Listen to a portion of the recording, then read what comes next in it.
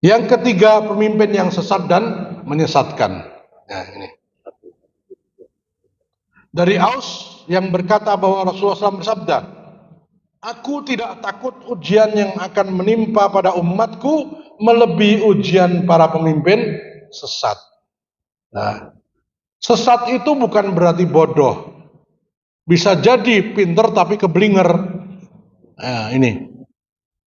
Maka sesat di sini, kalau tadi bodoh, tidak paham syariah. Ini sekarang pinter tapi menyesatkan. Ya. Banyak. Bahkan beberapa hari yang lalu, ya, ada orang yang nyeleneh, meninggal. Ya. Kenapa takut murtad, begitu kan? Masa murtad dicoba-coba? Ya. Ini mungkin Bapak Ibu pernah dengar namanya, tapi nggak saya sebutkan, cari sendirilah. Ya.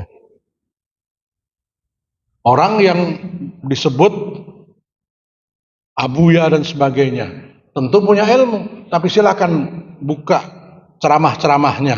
Ya. Ya, ini termasuk orang yang berkeyakinan semua agama sama, kemudian begitulah kurang lebih. Ya. Pengikutnya banyak sekali, bahkan diagung-agungkan sebagai salah satu tokoh. Nah, bukan berarti tidak punya ilmu. Nah, ini jadi pemimpin di sini bukan hanya dalam kenegaraan, ya, mungkin pemimpin keagamaan, ya, pemerintahan juga bisa. Apa itu pemimpin sesat? Kita lihat, sesungguhnya Allah tidak akan mencabut ilmu dengan mencabutnya secara langsung dari manusia. Akan tetapi dia mencabut ilmu dengan mewafatkan para ulama. Ulama-ulama yang saleh, yang lurus, yang jujur, wafat satu demi satu. Bapak Ibu yang dirahmati Allah SWT, ini sekedar sebagai satu gambaran. Membangun masjid setahun mungkin bisa selesai. Tapi melahirkan ulama itu butuh waktu bertahun-tahun, Pak. Ya, sekedar gambaran. Untuk menguasai baca kitab sampai kemudian memahami itu butuh waktu, ya, puluhan tahun, apalagi sampai menjadi panutan dan sebagainya. Nah, ini ketika dia wafat itu untuk mencari penggantinya sangat sulit, dan sejarah mencatat penggantinya pasti tidak bisa lebih baik daripada yang diganti. Kita lihat coba, Rasulullah wafat, yang ganti Abu Bakar. Abu Bakar wafat, yang ganti Umar, dan Umar merasa tidak selevel dengan Abu Bakar. Maka ketika beliau diangkat sebagai khalifah, pidato pertamanya, "Aku tahu kalian ketakutan." Aku tahu kalian ketakutan karena kalian, ya, melihat watakku. Tapi demi Allah, aku memang orang yang kasar. Tapi aku memiliki seorang panutan, Rasulullah SAW. Aku campurkan sifatku ini dengan sifat beliau. Aku punya seorang sahabat panutan namanya Abu Bakar. Aku campurkan kekasaranku dengan kelembutan dan kesabarannya. Nah, Umar menjadikan Abu Bakar sebagai panutan. Nah, jadi berarti kan levelnya di bawahnya. Umar wafat, levelnya di bawahnya. Ketika Umar wafat, beliau berpesan kepada putranya Abdullah bin Umar, karena beliau luka parah ditusuk oleh virus. Beliau sampaikan kepada putranya, "Kelak kalau aku mati, kalian berkumpullah. Aku tunjuk kalian 7 orang, 6 orang, ya. Utsman, Ali, kemudian beberapa sahabat yang lain. Nah, kemudian beliau berpesan pada putranya, kamu Abdullah ikut dalam rapat mereka, tapi kamu tidak boleh, ya, untuk ditunjuk sebagai pemimpin menggantikanku. Jadi kamu ikut karena yang paling tahu tentang aku adalah kamu, kan gitu. Kamu ikut di rapat itu, tapi jangan mau untuk dipilih sebagai penggantiku." Nah, artinya levelnya di bawah lagi, dan seterusnya dan seterusnya. Memang selalu begitu, ya. Maka bagaimana kalau kemudian kita tidak menyiapkan pengganti-pengganti?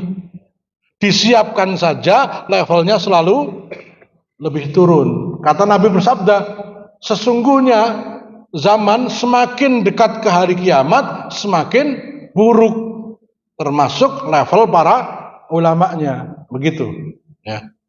Maka ini menjadi satu pertanda. Nah, sehingga mari ya, kita bersama-sama ya, salah satu di antara anak kita atau cucu kita ya, siapkan sebagai ulama untuk mengantisipasi. Jadi ini sebenarnya bukan kemudian untuk ditunggu, tapi antisipasilah kelak akan terjadi krisis ulama, maka siapkan supaya nggak jadi krisis. Jadi ini bukan pemberitahuan untuk kita diam, tapi untuk kita bertindak. Jangan sampai nanti kalian bingung nyari pemimpin yang baik karena tidak mempersiapkan pemimpin yang baik. Nah, sehingga apabila tidak terdapat orang alim, manusia akan mengangkat orang-orang bodoh sebagai pemimpin. Nah, maka mereka banyak ditanya, dijadikan rujukan, lalu memberikan fatwa tanpa ilmu, maka mereka sesat dan menyesatkan. Ya. Jadi di antara sebab lahirnya para pemimpin sesat dan menyesatkan karena kurangnya ulama yang membimbing. Maka kemudian rakyat memilih orang asal-asalan, patokannya siapa yang paling kaya, siapa yang paling terkenal, siapa yang paling ganteng, bukan yang paling berilmu, karena yang berilmu sudah habis. Maka kalau kita mau menjadi bangsa yang memiliki pemimpin-pemimpin yang berilmu, ya kita siapkan orang-orang yang berilmu. Maka seperti sabda Nabi bahwa pemimpin kalian mencerminkan diri kalian. Ya, kalau kita nggak punya kualitas yang bagus, ya akan lahir orang-orang yang nggak berkualitas. Atau kita naturalisasi gimana?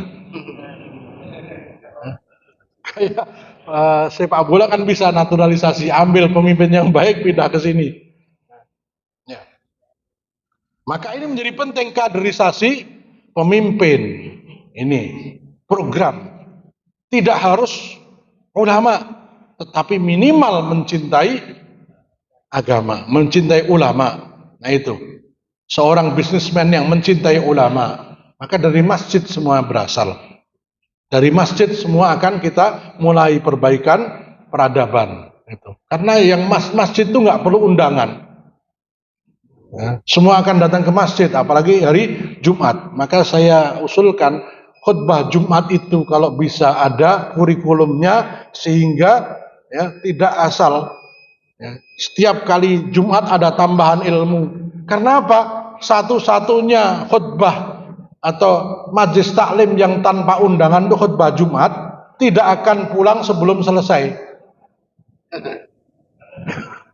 Kalau kayak gini mungkin mau pulang ya, nggak ikut ya, habis sholat subuh. Tapi kalau Jumat tuh enggak. Nah, maka itu dimanfaatkan sebaik mungkin untuk pendidikan umat. Iman takwa itu bukan hanya iman takwa. Ya. Berdagang yang baik itu adalah iman dan takwa. Berpolitik yang bersih itu iman dan takwa. Ya.